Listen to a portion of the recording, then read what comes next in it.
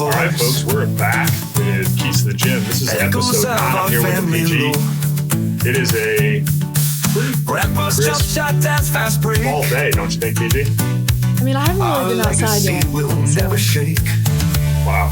So, kind of still starts the Sunday, don't you think? I mean, I guess. Yes. I'm ready to go to the gym. Yeah. So, listen, this is what I always say is like the best time of year. And so let me expand on that, right? So our listeners know I grew up in a basketball family. We're a basketball family. You know, usually there was always a kind of and the rules have evolved, right? So the rules have changed a little bit in college basketball. The calendar, as we say, has changed a little bit. But like October 15th used to be like, you'd mark it on your calendar as that's the first day of practice. And so it was always the running joke was like, it's first Christmas, right? It's like the first Christmas in the house. I was like, okay, so October 15th. Now at all levels, you can start a lot earlier. You've got some at the Division III level, and now you've got a certain number of practice days that you can get in before the official first day of practice, and you can space them out and spread them out. At the high school level, at least here in North Carolina, you all were able to spend some time together getting workouts in and doing some player development. You all played in a fall league, which obviously isn't state sanctioned necessarily. As long as the coaching staffs weren't directly involved in coaching the teams, you all could play together, which is great. We had a fall league when I was in high school. Again, we just coached ourselves. Similarly, you all had somebody else coach you. So there are opportunities, but it's such a great time of year. Fall's awesome.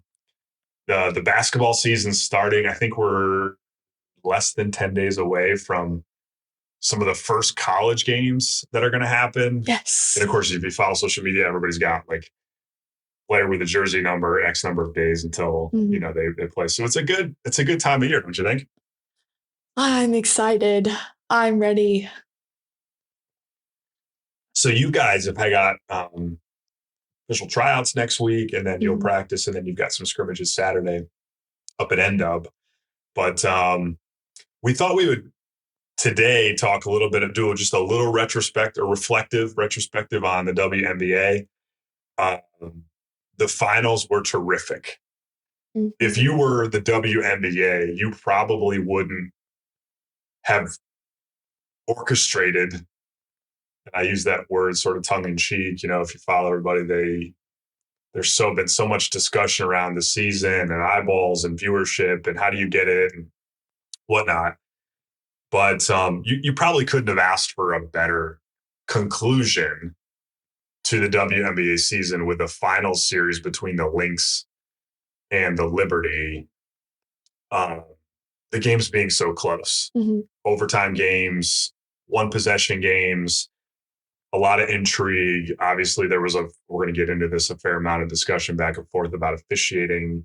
I'm glad we're actually recording this with a delay between the last finals game and today, just because, I've got some thoughts and I'm sure you do as well. But what a heck of a season for the WNBA. Yeah. Don't you think?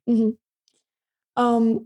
Didn't they set the record for the amount of overtime games in a finals series? You're correct. I do believe you're correct. I mean, it's just crazy. I mean, WNBA has been exploding, like you said, with viewership, which I think is really awesome.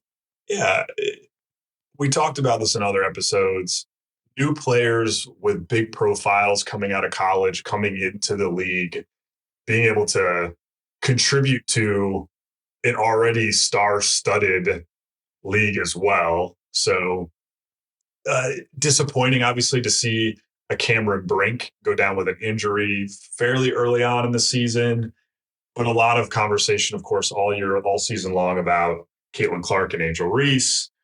And, of course, probably media fueling that quote-unquote rivalry some. They competed a lot against each other in college. They've been competing against each other for a long time when you throw in AAU.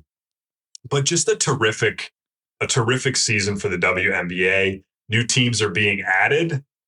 And the players just announced that they intend to opt out or will be opting out of their current collective bargaining agreement, which will create some interesting conversation from a business perspective as you think about what the players are really looking for. Nafisa Collier, serving as the president of the Players Association, has talked a couple times in different interviews about just the things that they're looking for, recognizing that as the league grows, their share in revenues and salaries will also grow. TV deal, which negotiated as a part of the NBA media rights deal, which is is increasing as well to about $200 million a year, which sounds like a lot, but when distributed or dispersed across 12 and what will soon be 14 teams, and then Kathy Engelbert has talked about wanting to get to 16 teams as well, looking for that next spot. That number isn't that much, especially when you think about in other professional sports what players are earning.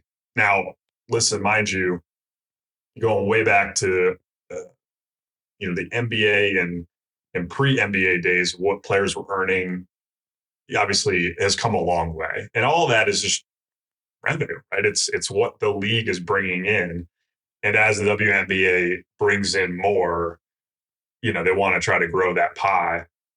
And so it'll be an interesting conversation to follow from my perspective. But let's talk a little bit about the game 5. So you and I both made I made pre-game and post-game notes. And so here were some things that for me, I said before game 5. Now, let me preface this by saying I always felt Minnesota was the consistently more balanced team. And I was a fan of watching them play all season long. I thought they were the most connected team offensively. Now, what do I mean by connected? What I mean is their approach to how they are successful on the offensive end of the floor was a very connected style of player. Or I should really say interconnected, right? Like their ability to be successful, I thought, was really based off of their ability to have all 5 players sort of engaged on most possessions. Now, New York may have more natural talent. I don't think that would be argued too much on their roster, and was probably everybody's favorite at the beginning of the season to win this year. Obviously, the Aces coming off of a couple of championships and obviously a loaded roster. But and statistically speaking, Minnesota was the more balanced team. Now, New York all year long was the better offensive team, not by a lot overall. Minnesota shot the ball from the perimeter much better by several percentage points. I think 4 percentage points on the season. So interesting to follow. Now, we all know how this goes. Game 5, teams are going to dig in. It's going to be a battle. This same type of thing happens in a lot of sports, right? Offense oftentimes does not key the win. Defense keys the defense, rebounding, toughness keys your win at this stage of a playoff series. I'm a big baseball fan. We're into the World Series now at the time of this recording, but offense usually isn't the trigger. It's usually the other side of the ball. And so here, anyway, get off the narrative. So here are the players I thought would be keys for both teams going in. So this is what I wrote down prior to. Alana Smith for Minnesota and Bridget Carleton. Alana Smith because she's been battling injuries, but she's a skilled forward who can bring some scoring, but affects the game in a variety of ways, as well as on the glass. And could she hold up against the size of Jonquel Jones and the other forwards and strength? I mean, New York's a very strong team, could bring off the bench. And then Bridget Carleton. Could Bridget Carleton give them the extra shot-making ability in a game 5 when Courtney Williams is going to get attention, Nafisa Collier is going to get attention, even Michaela McBride get attention. And then for New York, I thought Lainey Hamilton and Leonie Fibish would be keys. And we'll talk about some of those that were right and some of those that were wrong, in my opinion. For me, I thought Minnesota would need to make other players beat them. Uh, and I thought they would need to crowd Stewart on every catch. They couldn't allow Ionescu to afford to get her jump shot going. I think she's only oftentimes as good as her first jump shot make, or her getting confidence early, seeing the ball go through the net, especially in these, and that they would need to attack Stewart on offense. That's an area that they talk about Stewart's shot blocking ability, but I think you can still attack her on the offensive end when she's not been shot blocking. And then Minnesota has pretty good length on the floor at most times. I would have run Jones off the line and then attack her on defense. And they actually did. Mm-hmm. They did not let her. Now, she countered that, and we'll talk about that, of course, countered that by a good post presence and then attack her on the defensive end, because I just think on the perimeter, she's a defensive liability. And so those are my notes. I felt New York would need to get stops. They would need to score in transition. They would need to get Stewart to her spots on the floor, ball in her hands in transition. Loves to operate in that elbow mid-post area off of catches. And then they would need to get more action going to the basket. New York can get very three happy at times, and I don't really see that as their strength. It's usually feast or famine as a team that's sub 30 as a collective group. From this. So those are my pregame notes. Mm-hmm. That's what I wrote down pregame. What were your thoughts going into the game? What were some of the things you were thinking about as we thought about Game 5? So we had very similar pregame notes. The great minds think. I wrote mine first. Come on, Teasing, go ahead. Great minds think alike. Okay.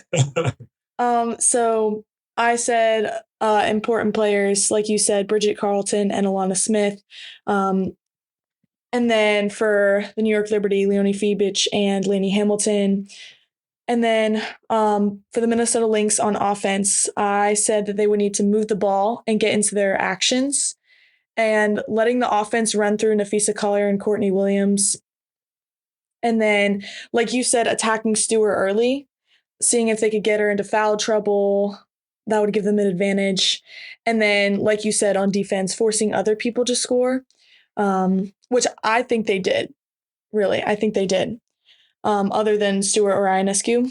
And then for the New York Liberty on offense, continually getting Stewart the ball in scoring positions, looking to score in transition, which I do think the Lynx were able to control them in transition. And then don't live and die by the three. Like you said, for them, it's feast or famine. So they would really have to need to attack and finish at the rim. So that's what I had. Okay. Excellent. Well, I think we were both relatively close. So here are my reflections. And like I said early in my comments, I'm glad. Listen, this isn't because I don't like the Liberty.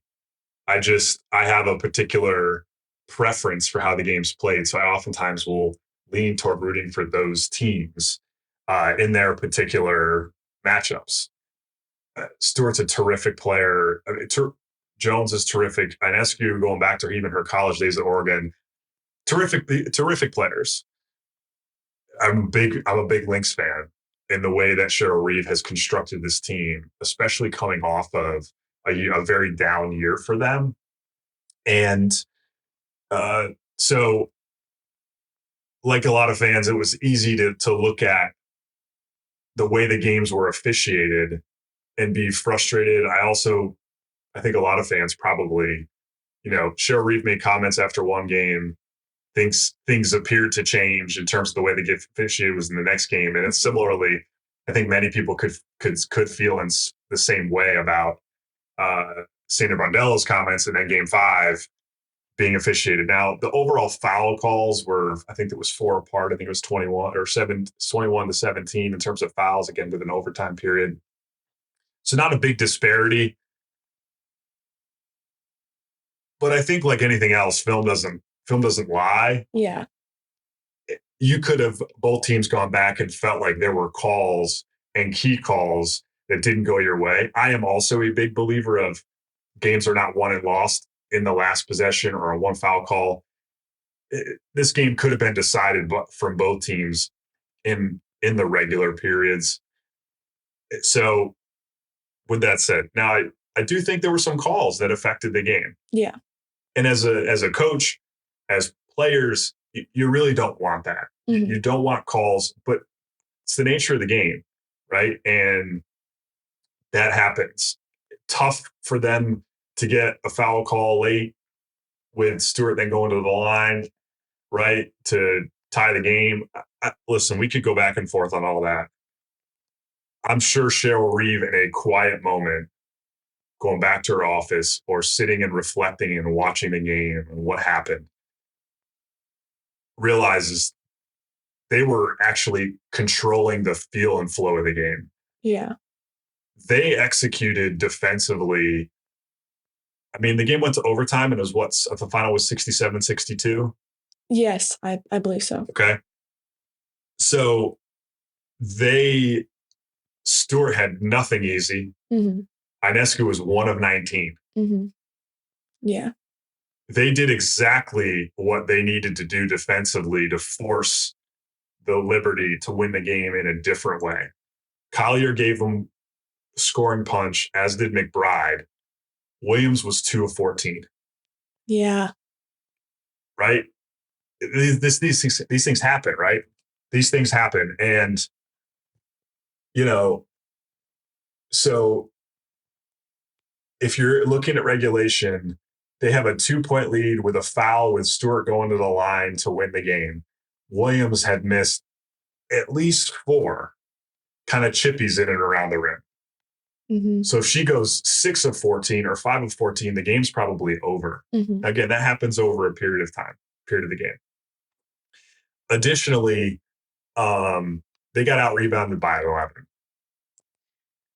Mm-hmm. So as I'm looking back at my notes, they did a terrific job defensively. Stewart never got comfortable. And what happens is you, as a player, this is natural, right? You start pressing, you start taking harder shots that are now even harder and guarded shots. And Ionescu just never really got in a rhythm. And she's not, to me, my opinion, my opinions on this are mine on my own, is not a jump shooting first player. To me, if I were coaching her, I would say, we want you to get something going to the rim. We want to get you something where it's an inside out, where your feet are set, or making that first one going to the free throw line. Is she a capable shooter? Yes, a very capable maker. But she's not an elite maker, in my opinion. She is, when she's getting it going as a scorer, because to me, she's as a point guard, a scoring point guard, mm-hmm. not a making point guard.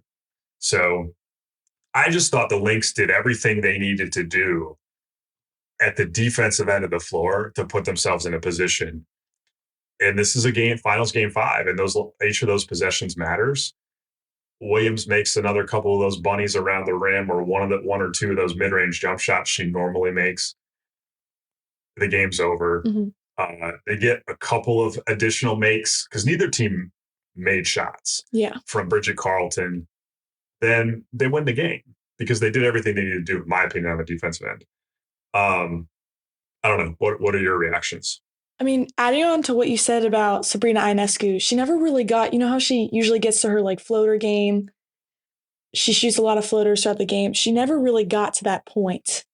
She never got to her mid-range game, which I thought would have been critical for them. You're right, she didn't shoot it well, but defensively the Lynx did like you said, they did what they needed to do, but in the end. Yeah, I mean, listen, this is what you're looking for. Certainly, if you are into the game of basketball, you are a follower of the league. Like, you got 1 and 2 in a 5-game finals. Yeah. And it went to overtime. Like, the league couldn't have asked for a better conclusion. And you got a franchise who is one of the founding franchises who has never won a WNBA title. They won a WNBA title. Mm-hmm. And so there were so many, interesting, unique, and positive endings to this. A lot of intrigue, entertaining, great players. I wanted the Lynx to win. I did. And again, like I said, they did what they needed to do from a game plan perspective on one end of the floor. And it's the offense, like I said, in my opinion, that usually is the thing that doesn't compute. It wasn't that I didn't think they executed well enough. I actually thought the Lynx executed quite well. Mm-hmm. This is about whose legs are going to get them that last make. And this is that mental discipline part of the game. There's nothing unique here. This is the law of athletics. This is the law of sport. What team can make one more shot, one more stop, one more rebound in a late game situation? And they had a chance to put them away, and they didn't. And putting them away to me is making a 1-possession game a 3-possession game. Yeah. Being in control. And you don't want to leave. And it's hard. It's hard. It's heartbreaking. It's the thrill of victory and the agony of defeat. It's that you want to put yourself in a position where you're not having to worry about a call that could go against you. And so it's tough for Lynx fans, but it was a great game. It was an absolutely terrific game to watch. Okay, wait. I have a question. Okay. Do you think that call at the end was a foul? No, I don't. And I felt the same way watching it in replay. There was no contact made. There wasn't. I mean, there was contact. Contact was initiated, in my opinion, by the offensive player against the defender who was straight up and in legal guarding position. That's not a foul. That's not a defensive foul. This is the hard thing, I think, for fans. I'm sure, it's always hard to put yourself in the other's shoes. If Liberty fans were in the roles were reversed, they would have felt the same way. That's the part of this that is so funny sometimes, especially in the era of social media where you're reading the crazy comments people write. I think the tough part is as well is that you have the replay. Yeah. And you can go back and change the foul call. Yeah, because she did challenge it. Cheryl Reeve did challenge it. They went and looked at it. Yeah. So you made the call, which you're in New York, you made the call. So again, a certain fan base is going to be excited and a certain one's not going to be excited. And then you go back and look at it and if you reverse the call, there's going to be a fan base and none of that should come into play. Mm-hmm. It's hard to look at that and say, we made the right call. Yeah. Because the bottom half was initiated by the offensive player to defender in legal guarding position straight up and down. The defensive player never made contact with the shooting hand or wrist, mm-hmm. which I think was up for debate initially. So it's hard. Yeah. And now you put a player on the line to go tie the game. And so, no, I don't think it was a foul call. I think they let a lot go at times. Yeah, it was very inconsistent. I did feel it was officiated a little inconsistently. I think they let a lot go. Again, I'm sure both teams could probably go and pull out a half a dozen clips of calls that they would have liked to have seen go their way or go the opposite of what was called or not called. Mm-hmm. But that's the nature of sport. That's the nature of this. This is what it is. And I still am a huge proponent for the way the structure is. Officials on the floor calling games. Having replay is there to help us ensure we feel like we're making the right call, trying to narrow some margin for error in calls that are made. So it's interesting, right? But now to answer your question, what about you? Did you think it was a... No. I'm with you on that one. I don't think it was a foul. Yeah. I mean, this is sort of like one of the other laws, right? When you in sport, that one of the rules is, they're going to be calls that people don't agree with, and fans get upset. Yeah. Or fans are happy. It's what it is. Yeah.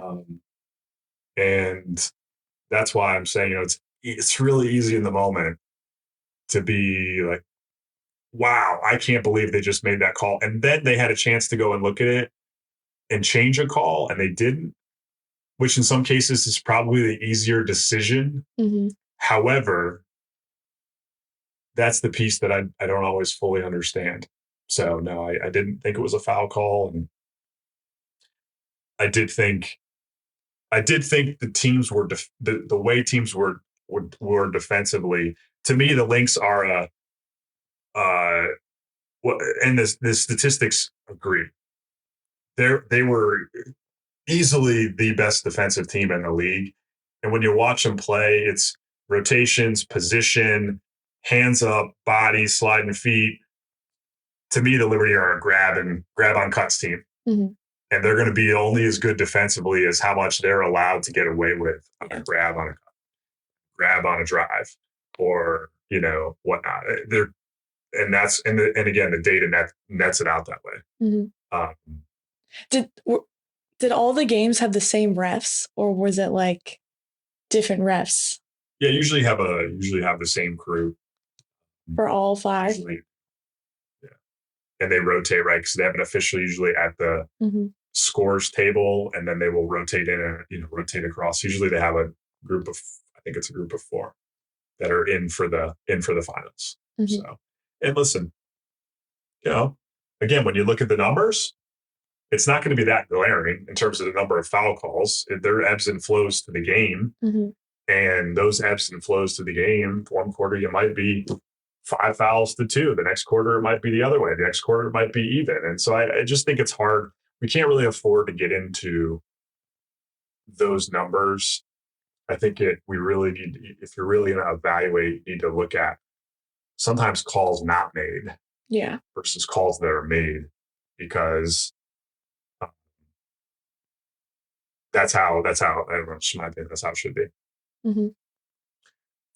Anything else from the game that you thought were interesting? You're smiling, so you've got some. No, I just thought it was a really good game. Yeah. I enjoyed watching it. I thought it was a great game.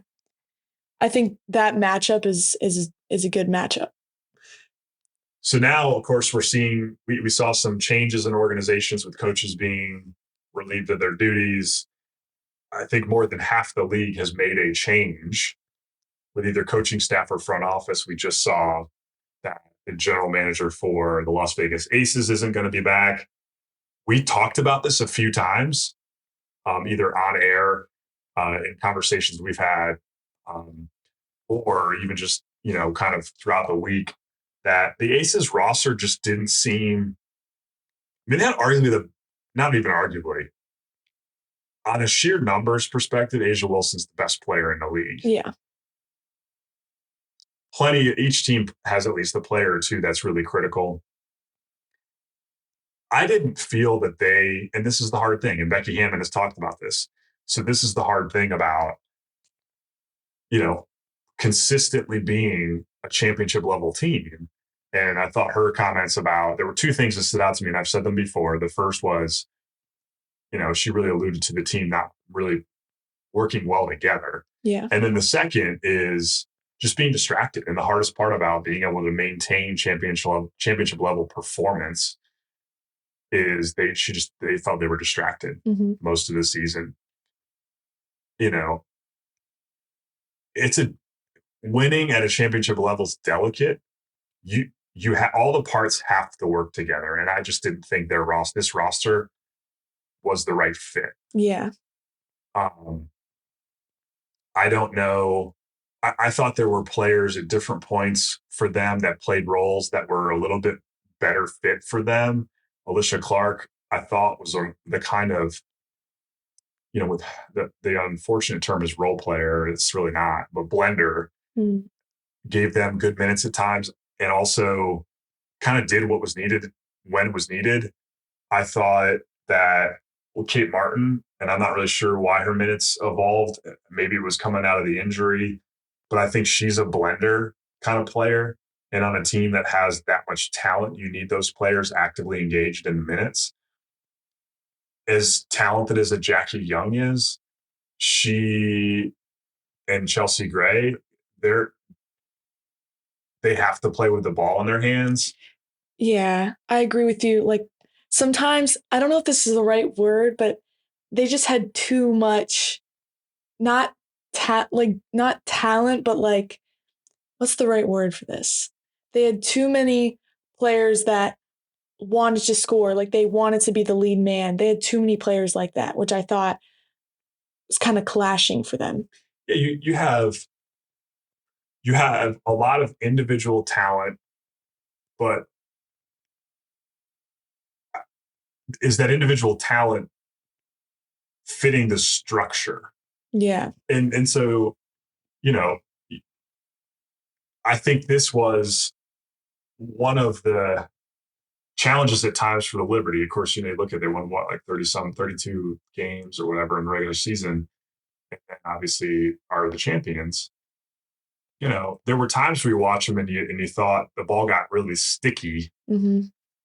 Every time I watched the Aces play, I thought it got really sticky. Mm-hmm. And then the two players who I thought really needed to be played through, Asia Wilson and Kelsey Plum, there were many possessions in a row where you're like, they didn't even really touch the ball. Yeah. And it's not even touching the ball. It's touching the ball with some rhythm where those players are making decisions. And I just didn't think the Aces had that kind of chemistry. And so to make a GM change is interesting. What does their roster look like for the next year? Yeah, they're going to have to evaluate. They're clearly signaling they're going to be evaluating that roster going forward. And that's the time period we're in now is you've got front office changes, you've got roster changes, and also an interesting time, right? Because you've got two teams coming into the league, and rosters and organizations have to communicate who they're protecting from the expansion draft. I think they're able to designate 6 to keep. Obviously, they're really only rostering 12. So you're talking about half the roster is going to be available for an expansion draft.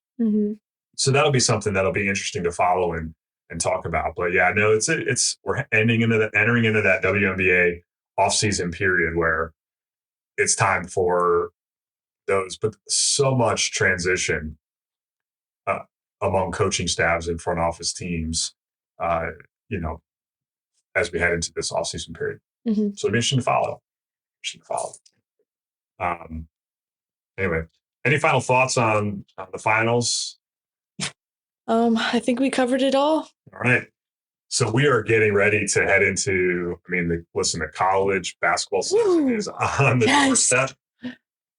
And so I don't know, any storylines, what's something that you're interested to kind of watch for as we head into it? We really prepared too many notes on this one today, but as we head into the college season, what are we thinking about? What are some things you're interested in, intrigued about? A couple weeks ago we did an ACC preview. Yeah.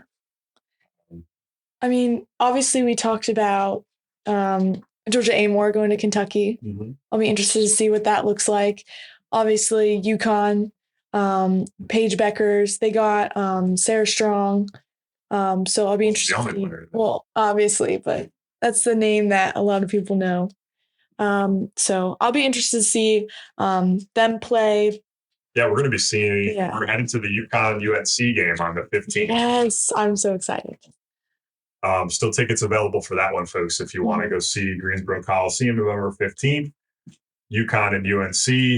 Be interesting to see where things stand with the UNC's roster transition there, and obviously UConn on paper is the key for them. I'm going to bet is going to have everything to do with health. Yeah, can they stay healthy long enough for that roster to really come together?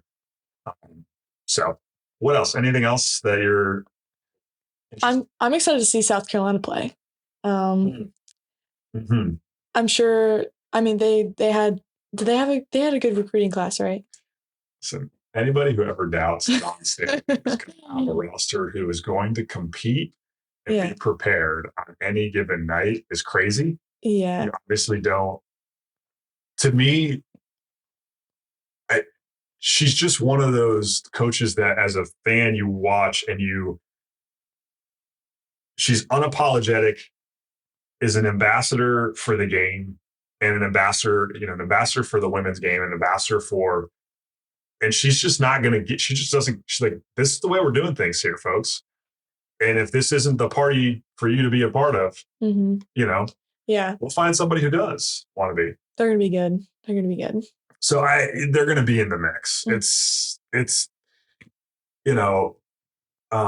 be interesting. So I'm really interested. So that's one for sure.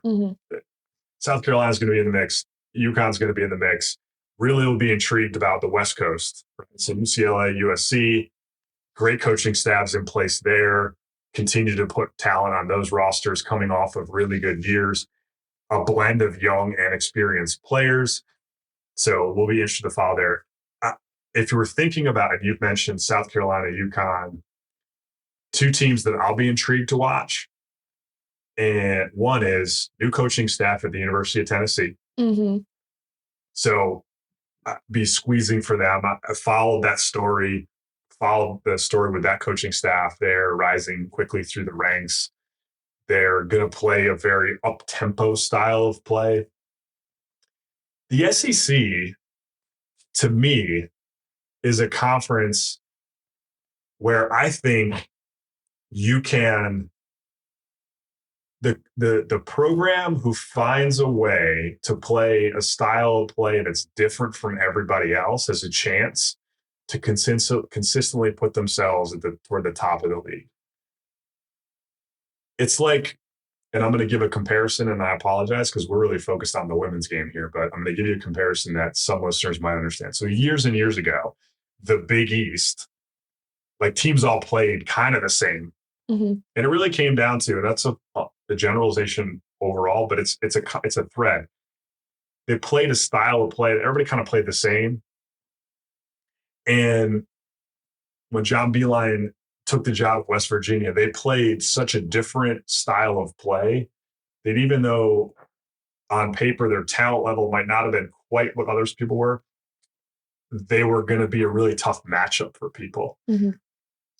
So it intrigues me because new staff at Tennessee likes to play a very up-tempo, constantly go, up-tempo style of play. They are going to prioritize shot-making capabilities, of course, but is that different enough than how the rest of the SEC plays? I don't know. Yeah. Kentucky, however, will Coach Brooks look to implement a similar approach from his days at Virginia Tech and then previously James Madison at Kentucky? It'll be interesting to watch because that might then give them a different way to look at it. Yeah.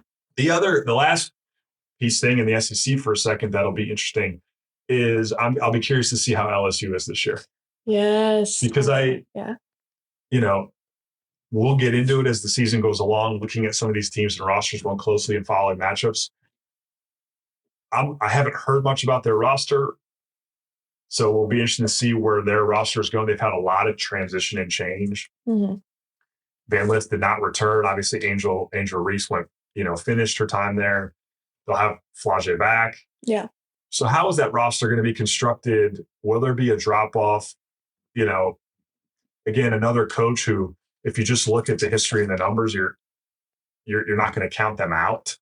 So those are some storylines that the West Coast teams, and so. But I'll be interested to watch some of these teams. But you're not going to count South Carolina out. You're not going to count UConn out. You're not going to count out those teams on the West Coast. And as we talked about in the ACC preview, Notre Dame's going to be pretty talented, as is NC State. So I think early on going in, by and large, it's going to be an interesting year for sure. But I'm interested to see what Iowa looks like. I mean, they had obviously Caitlin Clark in the WNBA now, but Caitlin Clark, Kate Martin. Yeah, Kate Martin. I'm interested to see what their roster looks like for the next year. Yeah, they definitely had a good recruiting class. They're returning some leadership, but you've got, Gabby Marshall, Kate Martin, Caitlin Clark, all gone, along with Sharon Goodman, who wasn't a huge piece always, but again, just players on that roster who were experienced and really understood. Now, obviously, they're going to be playing as a group without, listen, I mean, one of the best women's players ever. Mm-hmm. So that'll be different. But on paper, brought in a good recruiting class, have some key players back. Sydney Falter, from a leadership perspective, I suspect is going to take on a bigger role in that piece. Mm-hmm. And then other pieces that they'll have a chance to, Kylie Feuerbach coming back at the guard spot, having to give them some leadership and experience, but they did recruit well. Mm-hmm. And so we'll see how those pieces, but yeah, it'll be interesting to see how Iowa makes that transition into the post Caitlin Clark, Kate Martin era. Yeah. Those are just two stalwart pieces in a lineup that for years anchored them, and they were always going to have a chance because of that. And then, what role do their bigs play? Because they've always had a big, right, in the post. And so who will fill that role for them? So yeah, lots of interesting storylines, and we're going to get into some of these more as we get into the season. Look at some of these matchups. Mm-hmm. Any other final thoughts before we wrap up this episode? What else is on your mind? What else you got going on these days? Nothing much. Getting to the gym, which we'll be going to later today. Oh, PG, always with so many words. Uh-huh. What are we going to be working on? What are we trying to do? So you're a couple weeks in post injury. Yeah. How are we feeling? Feel like we're getting back into a groove? I'm great. But I wanted to get some shots up today because yesterday we did a bunch of mid-range stuff. Any deadlines in July?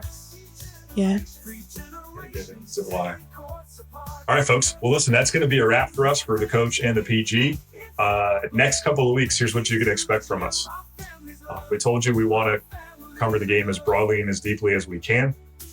We are going to so we started with the ACC conference preview. We're going to do another conference preview that also centers directly in the region, and that is with the Old Dominion Athletic Conference, one of the strongest and toughest women's Division III basketball conferences that are out there. Hoping to bring some coaches from that conference in for conversations as well. And so we'll keep coming at you with more women's basketball content here at Keys and Gym. Any parting thoughts here, PG? Thank you. That's it? Yeah. Just thank you. All right, folks. We'll talk to you soon.